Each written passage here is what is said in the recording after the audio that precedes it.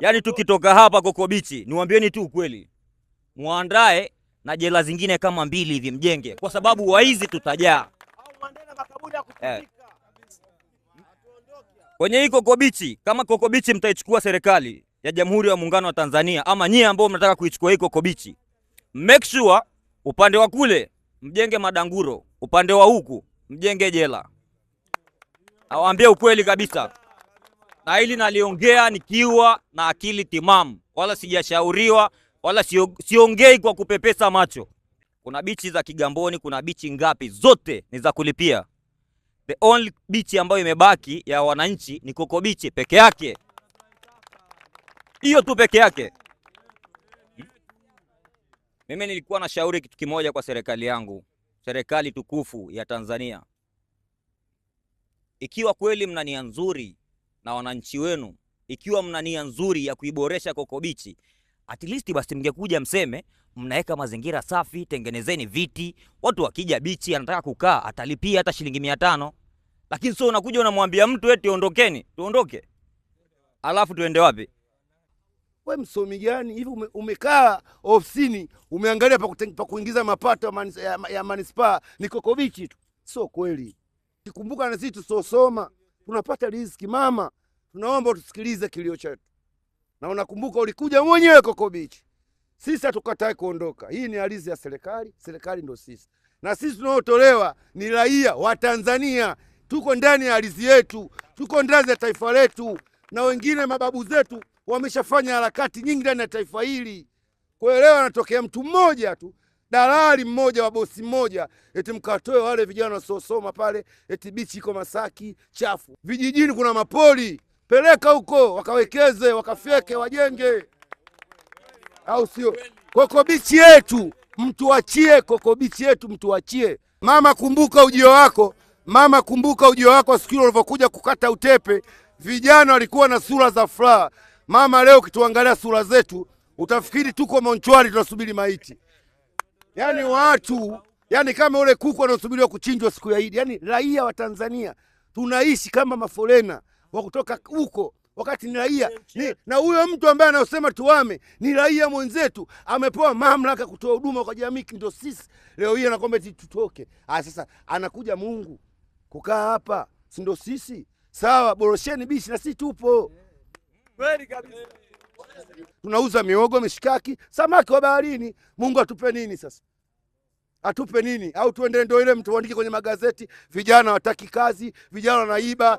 Sasa hivi hakuna vijana ambao, hamna kijana sasa hivi aliyokuwa fara.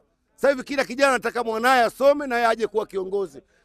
Kuna kijana hapa anapenda mwanae kibaka hapa? Hakuna. Au sio bwana? Tunafanya hizi kazi tupate riziki 100-200. Wewe kama unapata mabilioni ya hela ya kwako, tuachie na bichi yetu. Ndio hivyo. Hii bichi Mheshimiwa Hayati John Pombe Magufuli alisema hii bichi ni ya walala hoi, ya watoto wake wa Manzese, Temeke na sisi wajasiriamali wadogodogo, na ni bichi ya wananchi wa Jamhuri ya Muungano wa Tanzania, sio bichi ya mtu na haipaswi kuuza. Hii ni hazina ya taifa, ni rasilimali ya umma. Umeshaona bwana? Tukaona hili swala lazima tulifikishe serikali kuu, na mama yetu Mama Samia Suluhu Hassan akabidi atembee na slogan ya mtangulizi wake alivyokuwa anaeleza Mheshimiwa Pombe Joseph Magufuli. Akaja akatutengenezea mabanda. Unaona mabanda yote Mheshimiwa Rais ndio katutengenezea, na kaja kuzindua yeye mwenyewe. Namaanisha kuzindua, sio kwamba alimtuma waziri au alikuja mwenyewe na mguu wake hapa akashuka, akaja akakata utepe, akasema ndugu zangu, nimewatengenezeni mabanda, natambua uwepo wenu, nyie ndio wa Tanzania, ndio wapiga kura wangu, hii bichi ni mali yenu, ila mtachangia shilingi 500 kwa sababu nyinyi ni wajasiriamali wadogo na mtazidi kukua hadi mtakuja kuwa wajasiriamali wakubwa. Sasa tunashangaa leo manispaa Kinondoni na Twitter na tufukuza kati bichi tumekabidhiwa na Mheshimiwa Rais. Tunashindwa kuelewa hatima yetu ni ipi. Naomba niulize serikali swali limoja tu.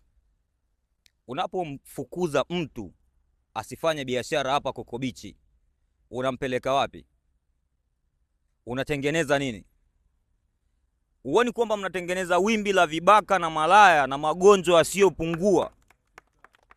Alafu unasimama, unasubutu kusimama mbele ya watu, unaongea kwamba mimi kiongozi fulani nimetoa tamko watu fulani mhame. Hivi ndani ya siku 30 unamwambia mtu ahame? Wewe ndugu yangu, tuongeeni maisha ya uhalisia. Hata kama umejenga kibanda cha mabati na karatasi, nakupa siku 30, ondoka na vyombo vyako na vitanda, utasahau hata kijiko. Je, hao ambao wamewekeza hapa, kuna watu wamewekeza mamilioni yao ya pesa huko, wanamwambia mtu siku 30 ondoka? Okay, sawa. Unamlipa mtu fidia ya shilingi milioni 5 ama milioni 10. Unategemea huyu mtu kwa miaka miwili atatengeneza shilingi ngapi? Tukifanya hesabu ya haraka haraka, ukiweza kukusanya shilingi 3500 kila siku kwa miaka 20 ni milioni 705.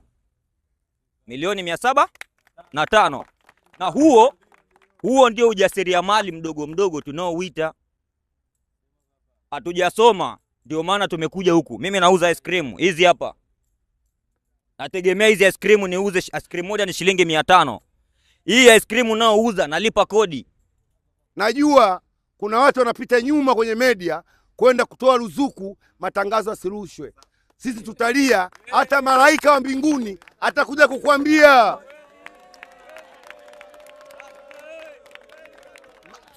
Umeto Mtume Muhammad ulioka hapa wote hapa sote na watoto wa maskini. Hamna mtoto wa tajiri hapa. Wanalipa kodi, wanasomesha shule, mixed kuendesha maisha yao mikoani.